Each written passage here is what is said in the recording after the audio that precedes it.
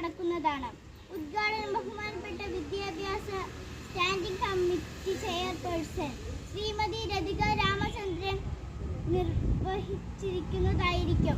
എല്ലാ നല്ലവരായ എൻ്റെ നാട്ടുകാരെയും കൂട്ടുകാരെയും രക്ഷിതാക്കളെയും ഈ പരിപാടിയിലേക്ക് സാദരം ക്ഷണിച്ചുകൊള്ളുന്നു.